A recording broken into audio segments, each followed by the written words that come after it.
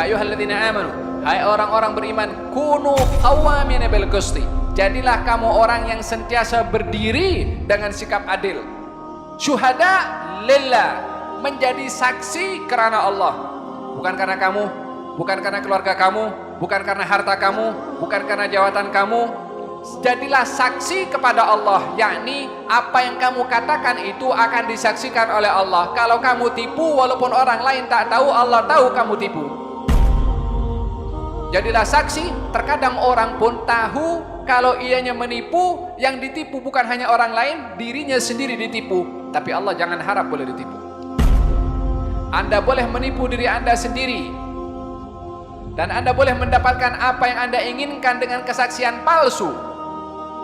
Tapi Allah tidak dapat ditipu, dan Anda akan menerima hukuman itu dari Allah Subhanahu wa taala. Fahimtum? Idzan dalam hal ini Allah Subhanahu wa taala menyatakan kunu qawwamina bil qisti syuhada'a lillah, menjadi saksi kepada Allah Subhanahu wa taala. Walihada ketika datang dua orang kepada baginda Rasulullah sallallahu alaihi wasallam tentang masalah perselisihan tentang tanah atau harta kekayaan. Adik-beradik, yang satu mengatakan ini saya punya, yang pula sebelah sini mengatakan ini saya punya. Yang satu bagi bukti, yang satu bagi bukti. Nabi SAW setelah mendengar bukti masing-masing daripada keduanya, maka Nabi memutuskan. Tapi sebelum diputuskan, kata baginda Rasulullah, setelah Nabi memutuskan bahwasanya ini tanah adalah milik kamu, yakni kepada si fulan, daripada adik-beradik tadi, Nabi bersabda, sesungguhnya saya ini menghukum, ini tindakan hakim, saya menghukum kalau hak ini adalah milik kamu disebabkan oleh karena bukti yang kamu ketengahkan kepada saya lebih kuat daripada bukti sebelah sana. Sebagai hakim, bila mana ingin memutuskan merujuk kepada bukti, evidence. Tapi kata baginda Rasulullah, kalau bukti yang kamu ketengahkan itu palsu, ketahuilah hak yang saya berikan kepada kamu potongan daripada api neraka yang kamu akan dapat. Case menang. Di mahkamah itu Nabi bertindak sebagai hakim. Allah boleh bagi tahu, atau mungkin Nabi tahu siapa di antara mereka yang tidak betul.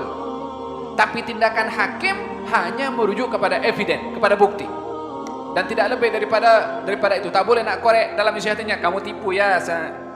Isi hati, hakim tidak berhak untuk menghukum isi hati seseorang. Tapi Nabi bagi tahu, saya putuskan ini berdasarkan dengan bukti. Tapi kalau yang didatangkan daripada bukti itu palsu, ketahuilah hak yang saya berikan kepada kamu potongan daripada api neraka. Maka orang tadi mengatakan, ya Rasulullah, saya tak mau. Saya bagi ini kepada saya punya adik. Kata adiknya pula, ya Rasulullah, saya tak mau. Siapa yang akan bertanggung jawab dengan potongan api neraka yang akan diberikan oleh Allah Subhanahu wa taala? Waliyadzubillah. Maka ketika kedua-duanya enggan untuk menerima karena takut kepada Allah, maka Nabi mengatakan, bagi dua, ambil masing-masing.